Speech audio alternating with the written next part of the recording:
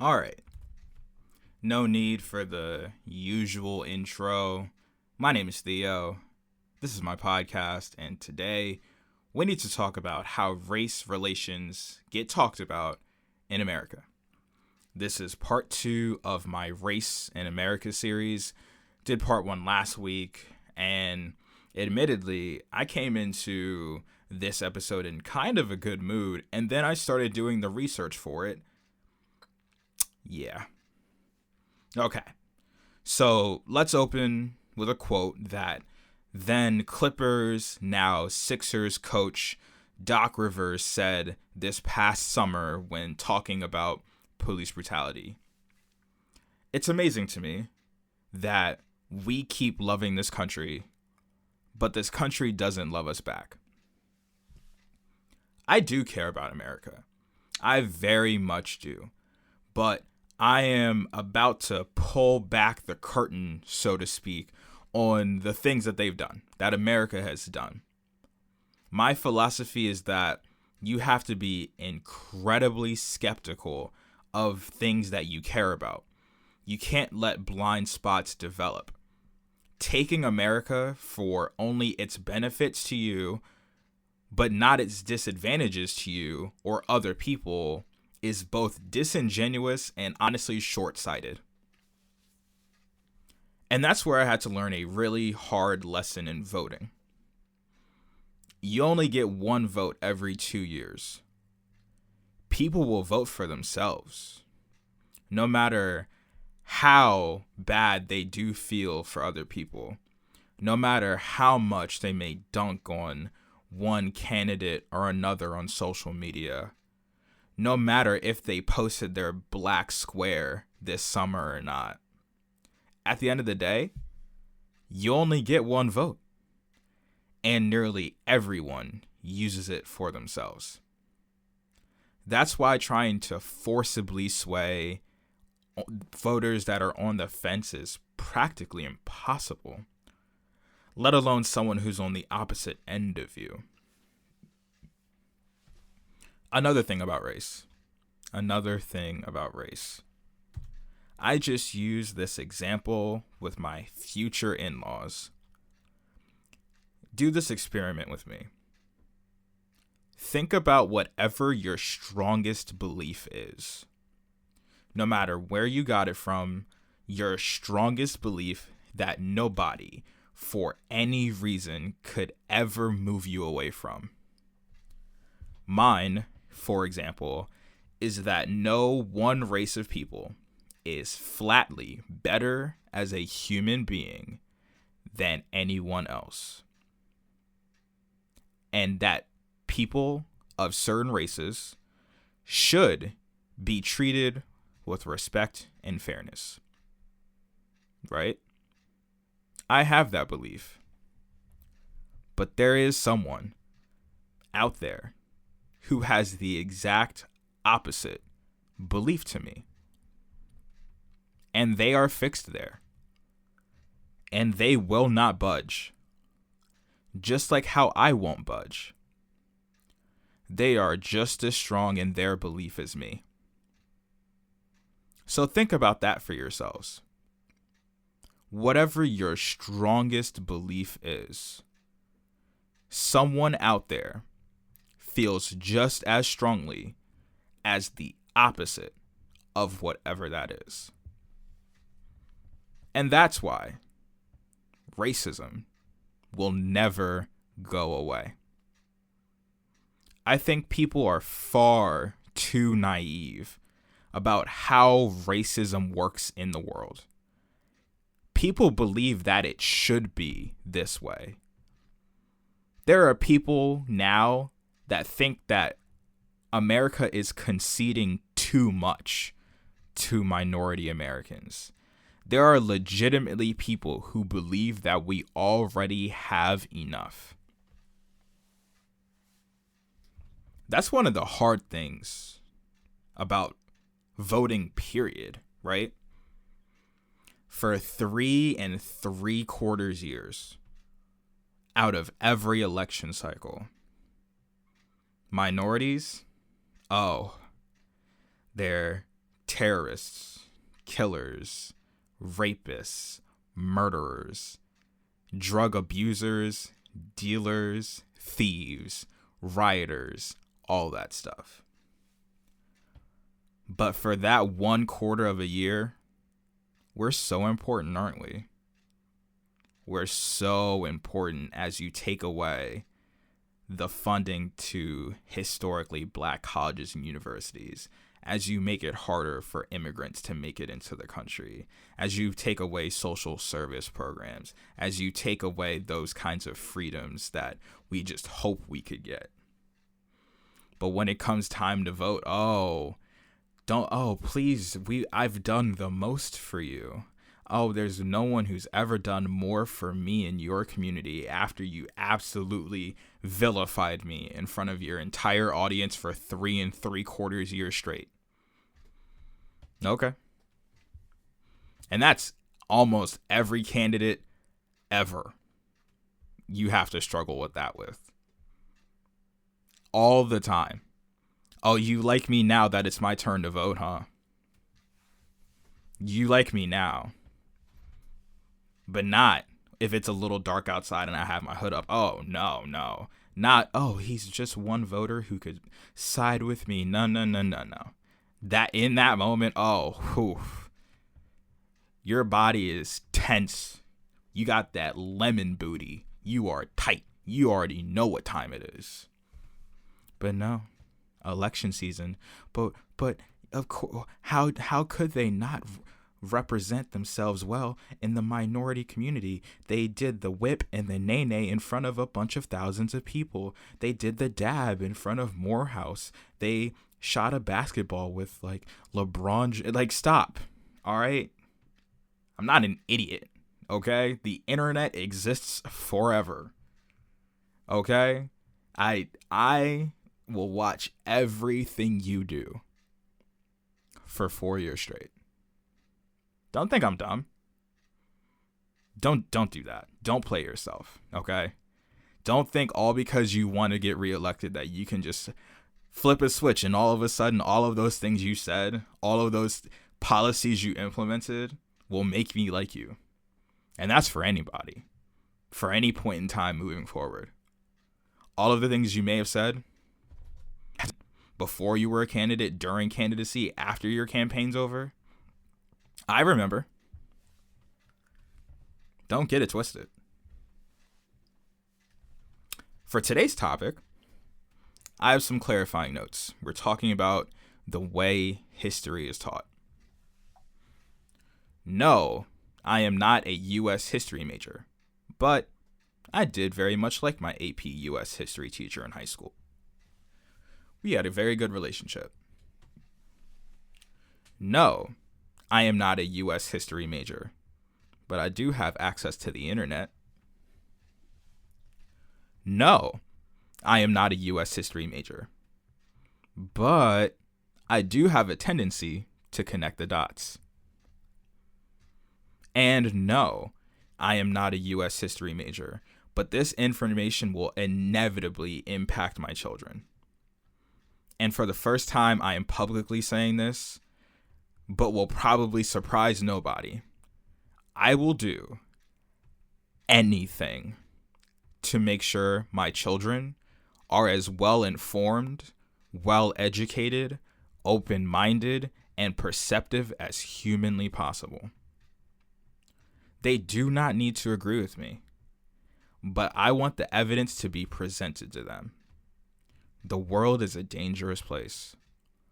And one of the reasons it's dangerous is because we, as Black and Indigenous people of color, are not in charge of how history gets written.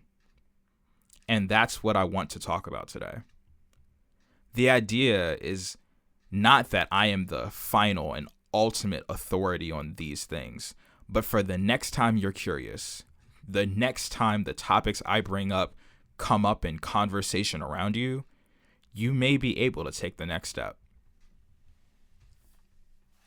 If there was any need to clarify why I'm talking about this or why I'm qualified to talk about this, I don't think there needs to be.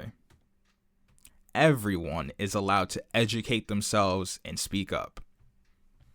Everyone is allowed to voice their opinions and grow. And I want my opinion to be voiced while I have the means to do that. For full transparency, this topic wasn't going to come up as part 2. I had another episode lined up. But the presidential race has me, among many other things, upset. During the first presidential debate, that absolute mess, the current president of the United States, as of right now, said that they're teaching the kids wrong in school. They're teaching the kids that America is racist. To which I almost screamed. If you follow me on Twitter, you know I was quite animated when he said that. During the election period this week of Eddie Glaude made the rounds from MSNBC. He said that America is not unique in our sins, but unique in our refusal to acknowledge them, and the legends and myths we tell to protect the idea of our innocence. A video of Chris Rock made the rounds on social media this week. He said that he had a problem with civil rights movies because it makes racism seem fixable. It's always the back of the bus scene or the restaurant scenes, but never the incredibly abhorrent stuff. He said that during the Great Depression, white Americans would just go into black families' homes and take their food.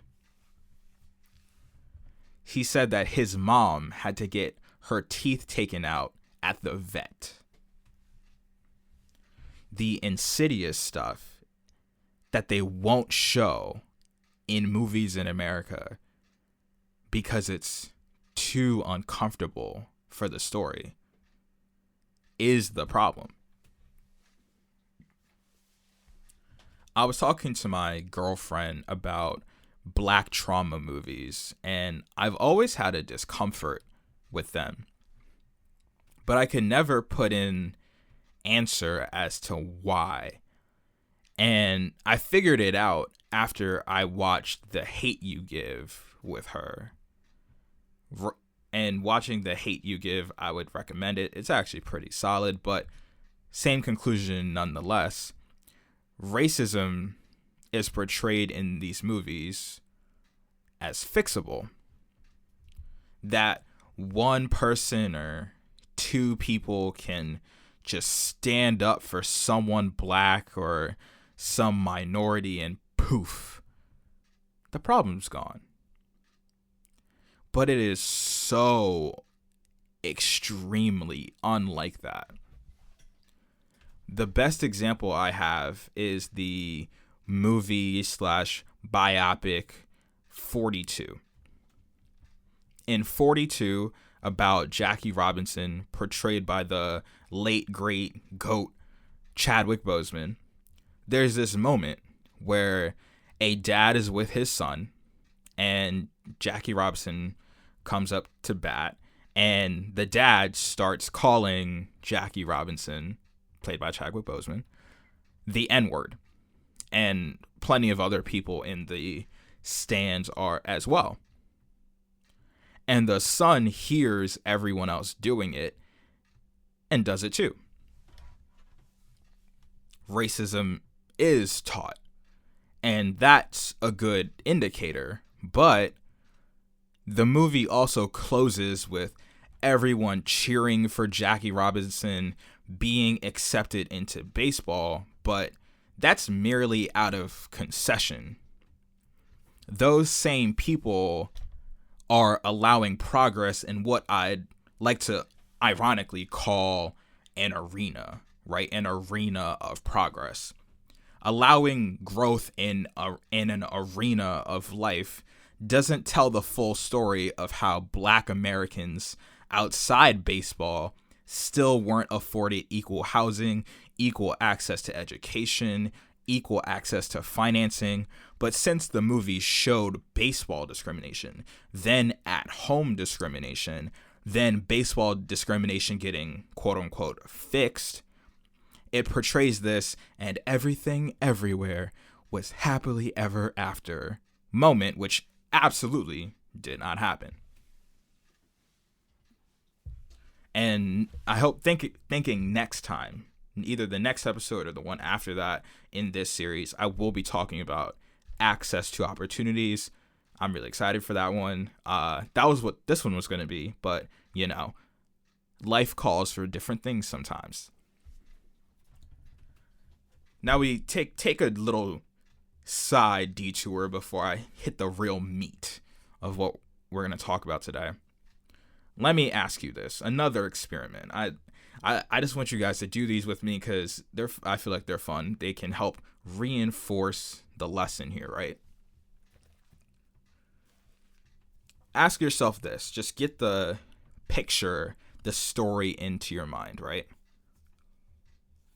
How do you think Black Americans got to this point on November 6th, 2020, right? I'm not saying, from like in the beginning, God created the heavens and the earth or Big Bang or something like that. I'm saying from when you thought everyone lived on separate continents, how do you think we got to November 6th, 2020? In other words, I'm asking you, how do you get taught the history of America? Because the way I was taught was nowhere nearly as bad as it actually is. I would assume your education, if you didn't take a Black history class at any given point in time, probably went a little something like this. Christopher Columbus, who's a total piece of shit, went to go get some spices and went west. He found some people and told Western Europe about it. Western Europeans have a disagreement with Native Americans, and the Native Americans retreat. America gets mad at its mom, England. They fight, and America wins.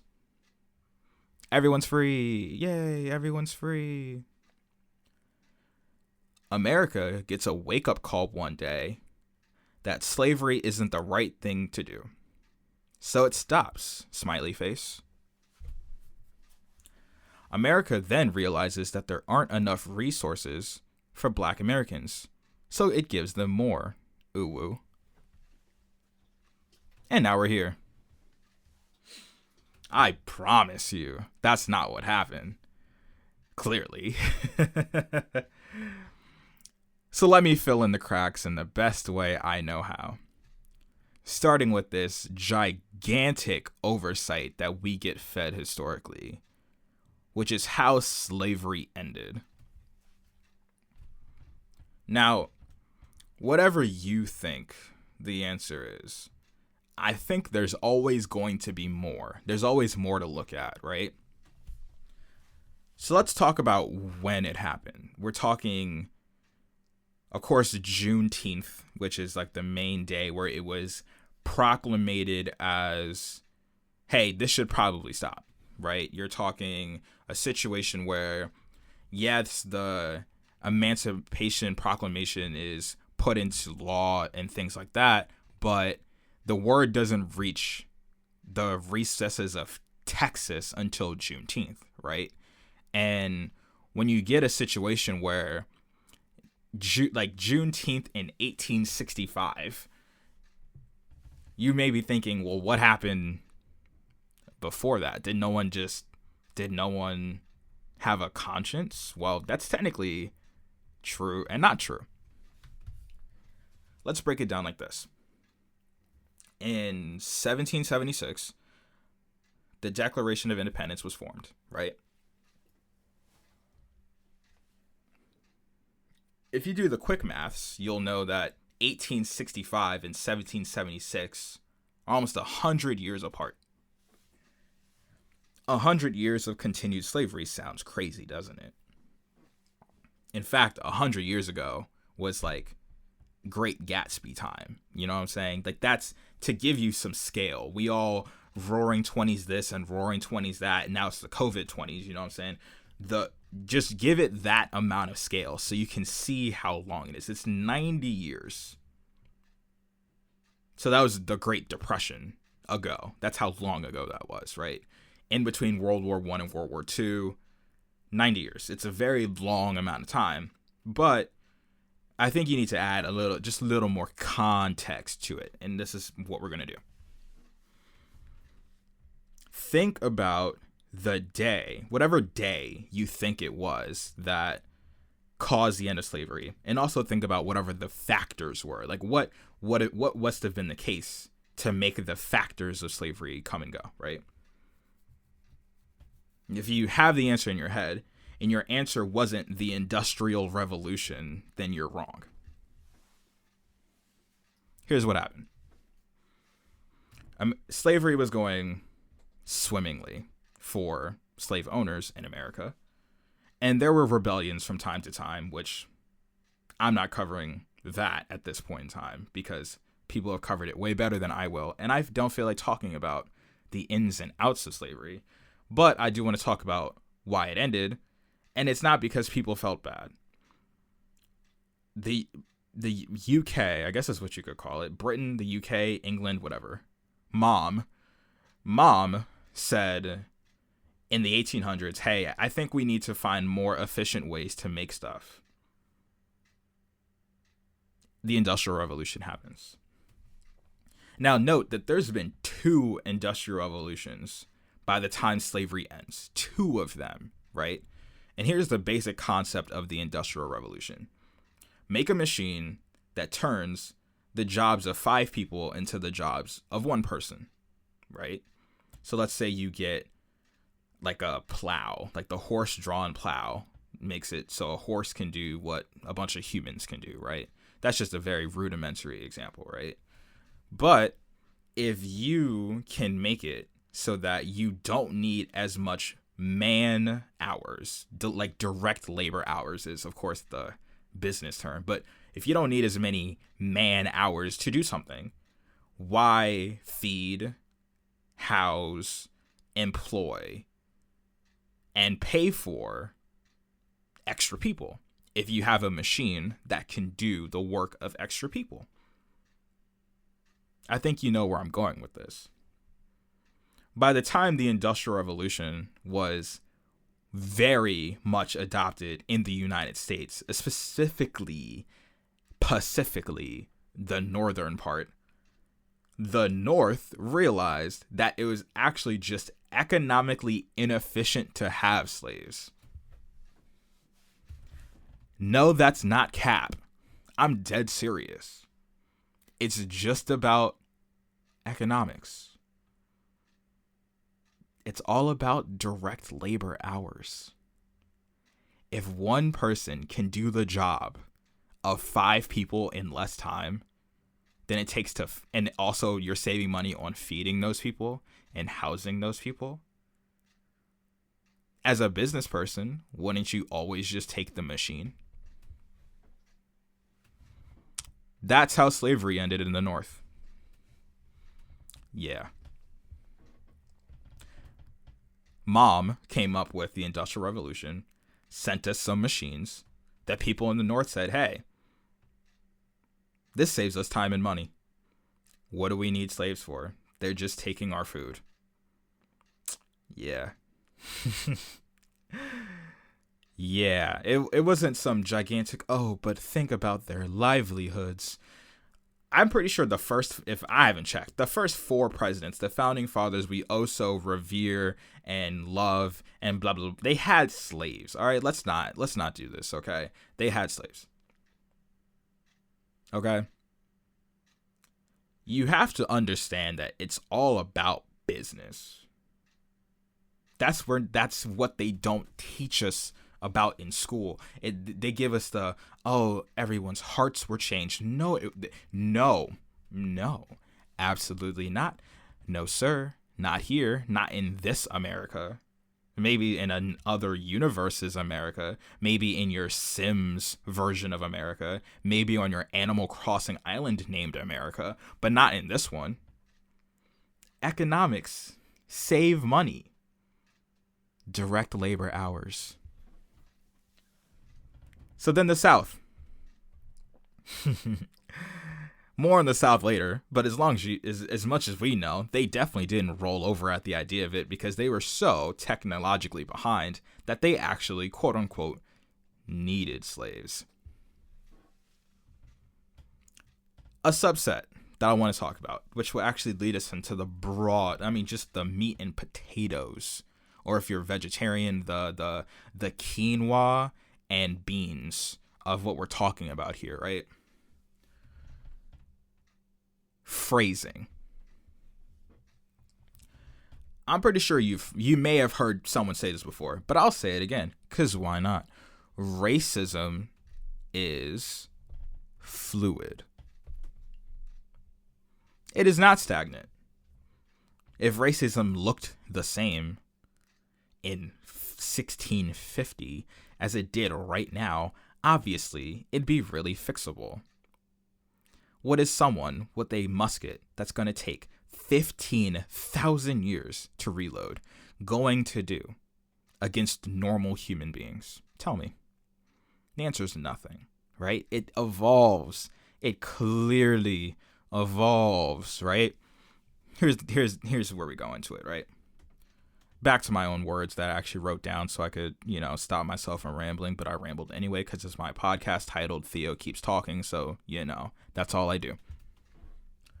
Racism finds its way around public ire by giving people that are less inclined to be offended these fun little phrases to use to describe what's happening. It's kind of like this, right? Have you ever heard of a cold stimulus trigeminal headache before? A cold stimulus trigeminal headache. Have you ever heard of that before? No, probably not. Have you ever heard of a brain freeze before? They're the same thing. They're the same thing. Simple. It's like the fancy thing of, things you don't need on your body, like a tailbone. They're called vestigial structures, but tailbone. They're just fun. They're just more fun when you give them fun things people can remember them by. But only America does it in the most sinister ways humanly possible. I know you guys want some examples. Trust me, I got them. Let me illustrate. Let me go to work. Example number 1. Manifest destiny. The idea of manifest destiny is that everything west of the colonies established in the primitive United States was white people's God-given right to own. The narrative was to take the land away from the uneducated savages that lived there. Here's the result of manifest destiny. The Trail of Tears. Land displacement. Wars. Biological genocide through transmitted diseases. Manifest destiny. Here's some other fun names. Cowboys and Indians. Yeah. Another cute way of saying Native American genocide, huh? am I the only one who, I know I'm not the only one who played Cowboys and Indians growing up. And you know that one of the sides was perceived as bad, and you know which one that is. Oh, and you thought that the old name of the Washington football team and the Dallas Cowboys just so happened to be, you thought they just so accidentally became rivals? Oh, no. No. That was on purpose. Yeah. Here's some trivia about Manifest Destiny. Guess what happened as a result of Manifest Destiny? This one's crazy. Crazy. The state of Indiana. End of sentence. The state of Indiana. Now let's do a little experiment. Just do a little experiment with me, right? Say it with me. N, D, N, Okay, let's do a little faster. Indian. Yep. Indian. They decided to remove Indian territory, but they kept the name Indiana. Amazing. Like that's just peak colonization, right? The place is called Indian. And they just moved everyone out. They just said, get out. Right? Like, that's just, oh my God, America. But we're the land of the home, the free, and the, I don't know. Who's the last person who actually listened to the national anthem? Are you serious? That song doesn't even slap. You want to know the real national anthem?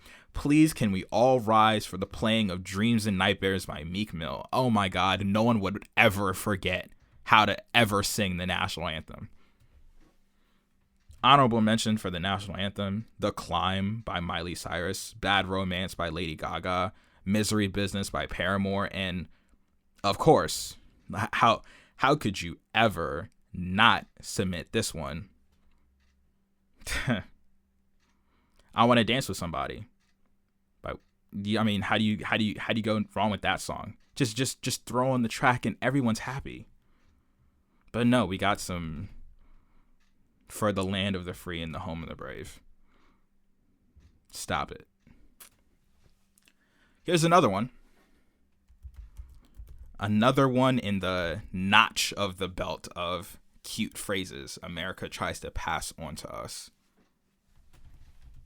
Southern pride / states' rights. The idea that states should have their own regulations on how their economy should run. The narrative was that the oppressive North was trying to take away the Southern way of life. And you know what the Southern way of life is. Obviously, it's sweet tea, barbecue, and diabetes. Result: the Confederacy. The Confederate flag. But you know, states' rights. Some other fun names for state rights, of course.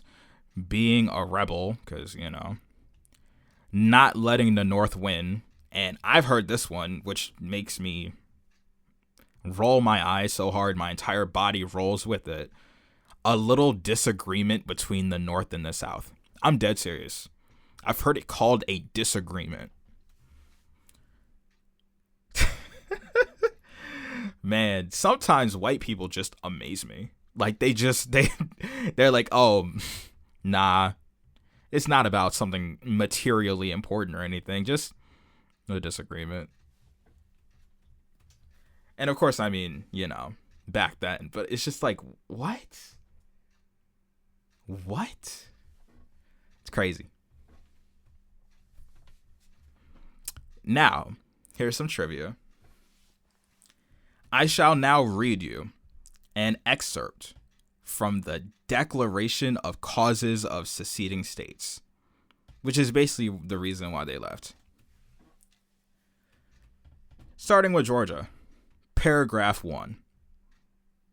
Quote, "The people of Georgia, having dissolved their political connection with the government of the United States of America, present to their Confederates and the world the causes which have led to the separation.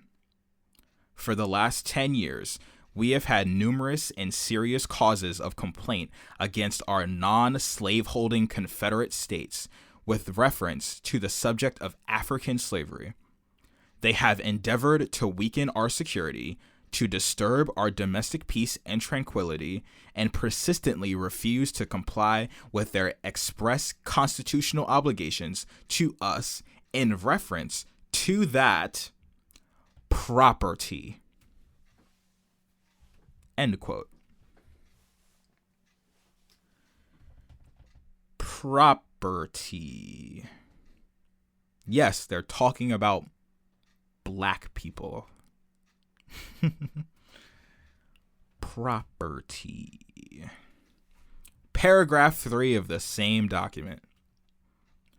"While the subordination and the political and social inequality of the African race was fully conceded by all, it was plainly apparent that slavery would soon disappear from what are now the non-slave-holding states of the original 13. The opposition to slavery was then, as now, general in those states, and the Constitution was made with direct reference to that fact."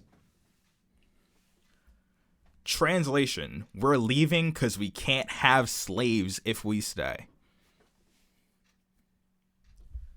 Georgia. Don't you just love America? State 2. Mississippi. Paragraph 1. "In the momentous step which our state has taken of dissolving its connection with the government of which we so long formed a part, it is but just that we should declare the prominent reasons which we have induced our course. Our position is thoroughly identified with the institution of slavery, the greatest material interest of the world.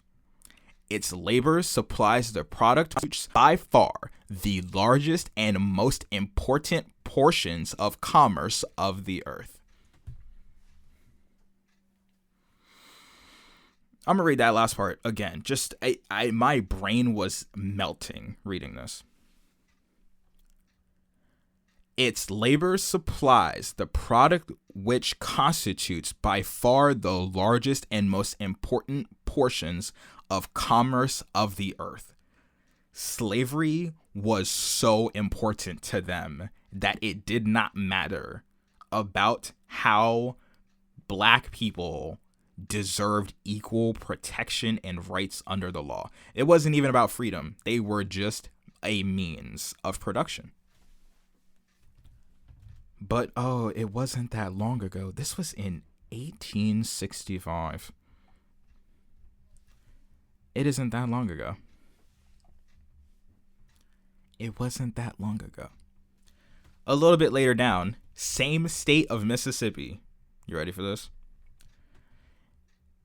They were the preface for this little part is they were saying that the North has infringed upon their rights, blah, blah, blah, blah. The infringement basically is how this starts, but I'll just let you remember the infringement. "It has grown until it denies the right of property in slaves and refuses protection to that right on the high seas, in the territories, and wherever the government of the United States had jurisdiction. It refuses the admission of new slave states into the Union and seeks to extinguish it by confining it within its present limits, denying the power of expansion. It tramples the original equality of the South underfoot. It has nullified the fugitive slave law in almost every free state in the Union and has utterly broken the compact which our fathers pledged their faith to maintain. It advocates Negro equality socially and politically and promotes insurrection and incendiarism in our midst.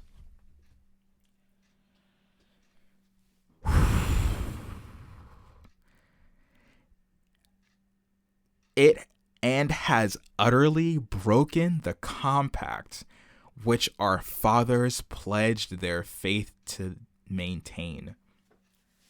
These people's parents were awful people, and they made awful people who made awful children.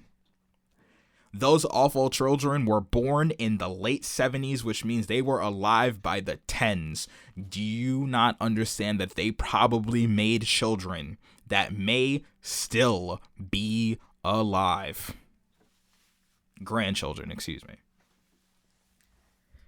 All you gotta do is count backwards by generation instead of by number. And just what? It tramples the original equality of the South underfoot. What equality? And of course, Virginia, Texas, and South Carolina made some constitutional whatevers as well, but you get the deal. This was bad. This was very, very bad.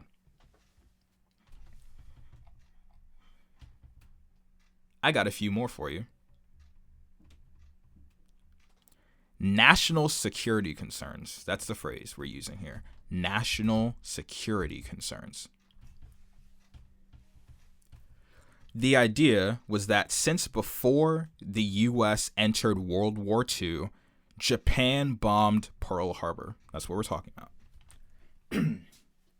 The narrative was to make sure there were no foreign agents trying to sabotage national security. The result: internment camps for Japanese Americans. Only America was so racist that they converted the entire West Coast into zones and put any Asian person they could find into them. Trivia. I mean, think about it. Do you think white dudes from the 40s in the military would be considerate enough to tell the difference between someone who's Chinese, Japanese, Korean, or Filipino, or etc.?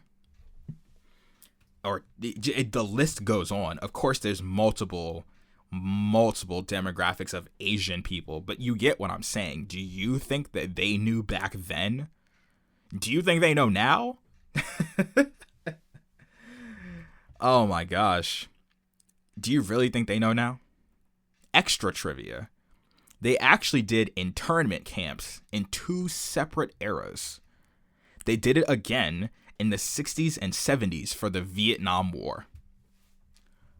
So yeah, if anyone ever brings up Vietnam to you, that's actually the most recent time the US government outwardly and obviously publicly discriminated against Asians in America.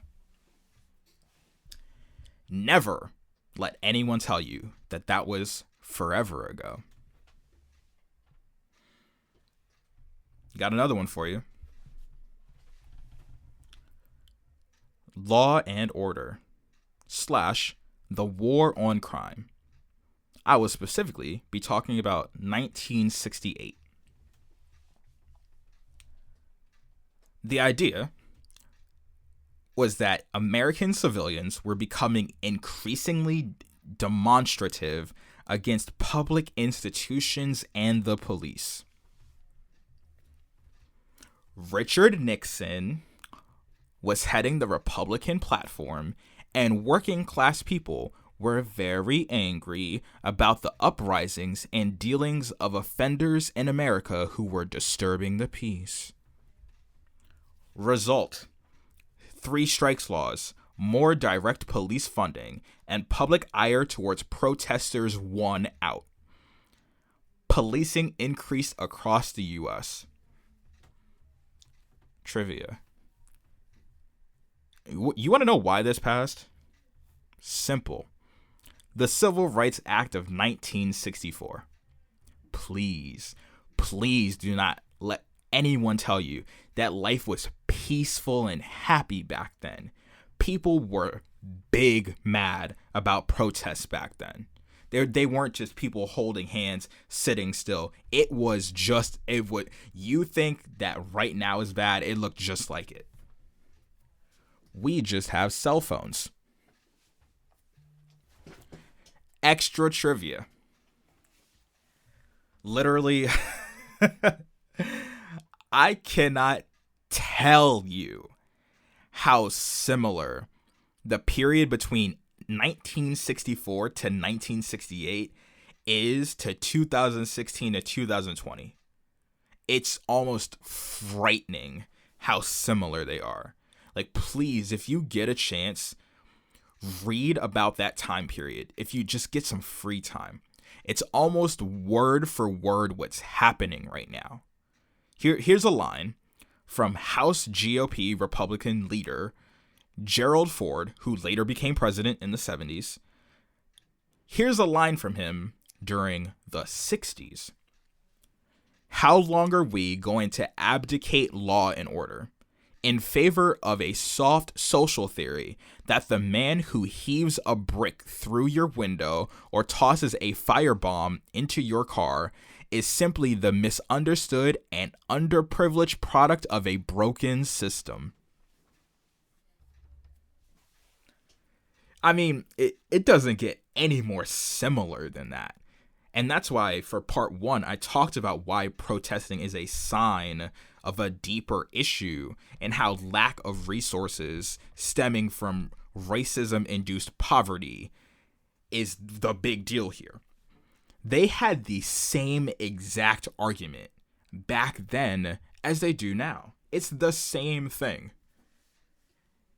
It's almost impressive how similar it is.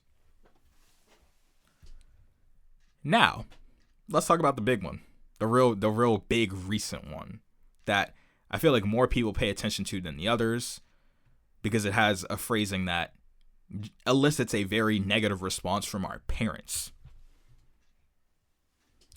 War on drugs. The war on drugs. This is from Nixon to Reagan, so they fusion danced their way through this one. The idea was to stop the illegal drug trafficking trade in the United States. Reagan introduced mandatory minimum sentencing for marijuana possession and oversaw a whole host of issues. Let me just read a few. I didn't type them down because I realized it might take too long and I really wanted to get this episode out. So let's just, let's just read something crazy here. In 1986, the U.S. Congress passed laws that created a 100 with 2 zeros to 1, no zeros, sentencing disparity for the trafficking or possession of crack cocaine when compared to penalties for trafficking powder cocaine, which had been widely criticized as discriminatory against minorities, mostly blacks, who were more likely to use crack than powder cocaine. Persons convicted in federal court of possession of 5 grams of crack cocaine received a minimum mandatory sentence of 5 years in federal prison. On the other hand, possession of 500 grams of powder cocaine carries the same sentence.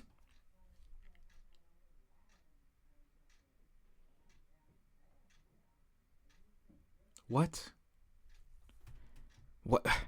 But God, just God. Let me just read this one. From 1980 to 1984, the federal annual budget of the FBI's drug enforcement units went from $8 million to $95 million.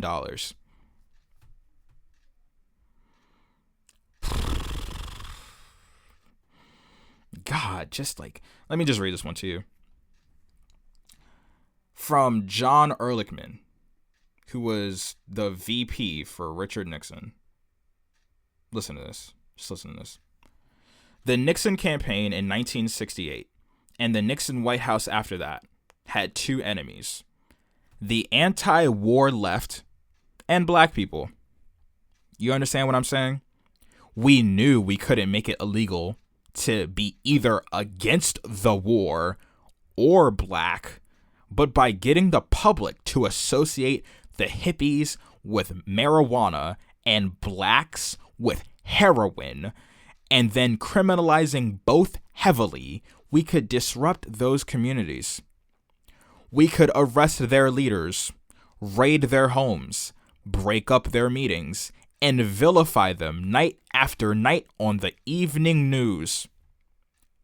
Did we know we were lying about the drugs? Of course we did.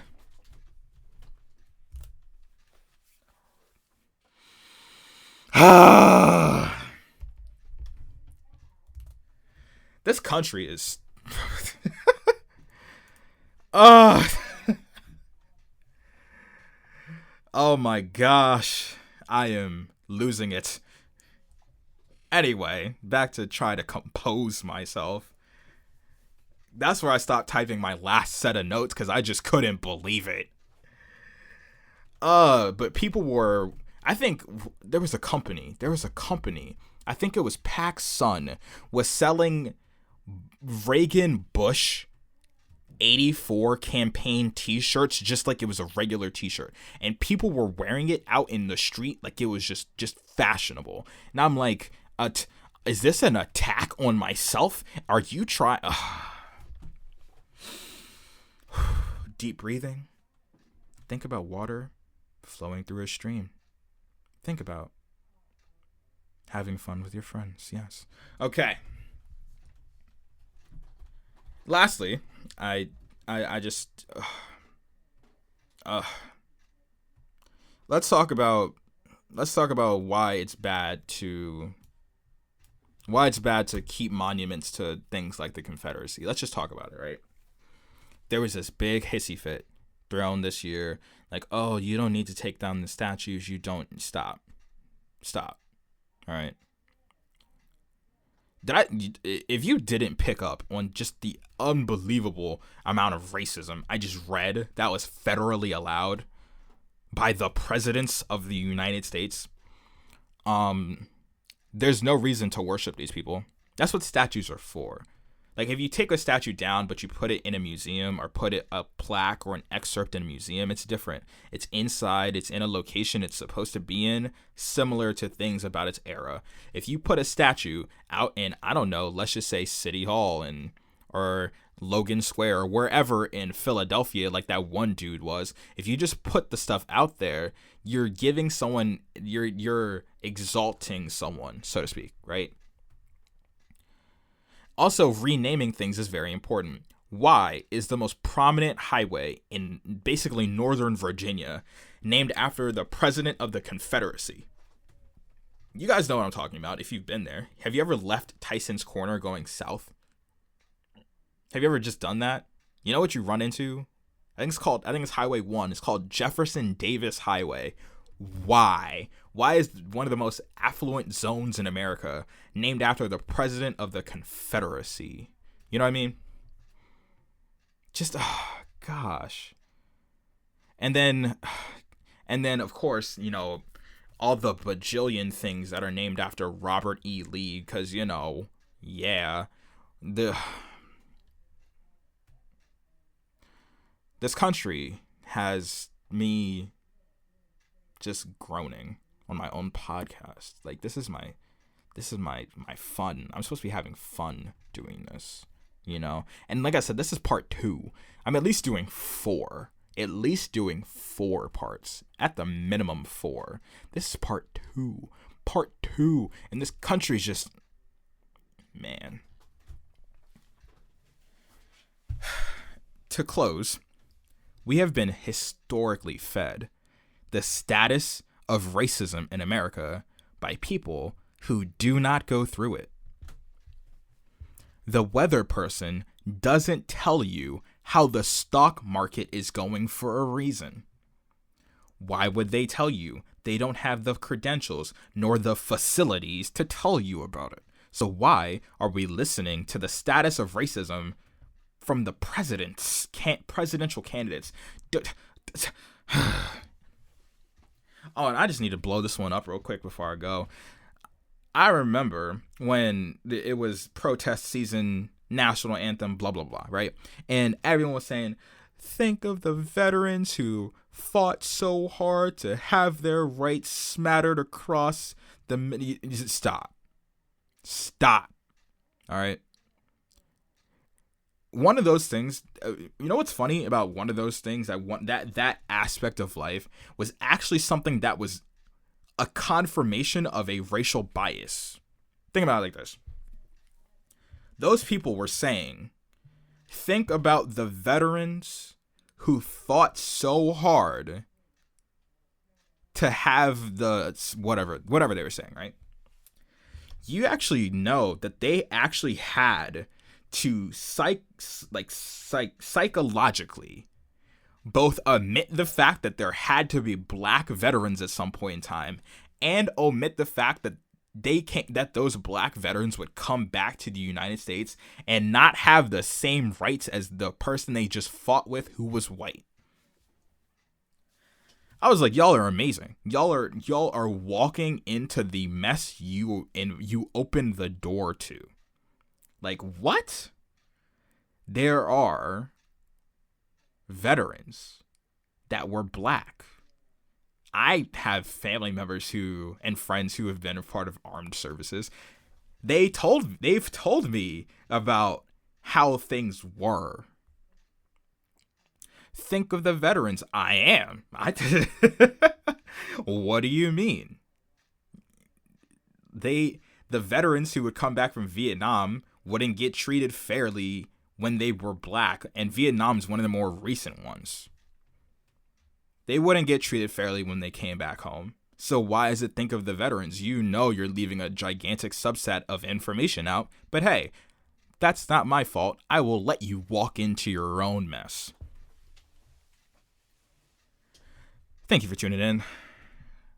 As you can tell, that had me quite vexed. But there's a few more episodes to do, and I'll try my darndest. I'll try my darndest to do my best and to be on my best behavior. Thank you for tuning in. Hope you have a safe and wonderful week, and I'll catch you all next time.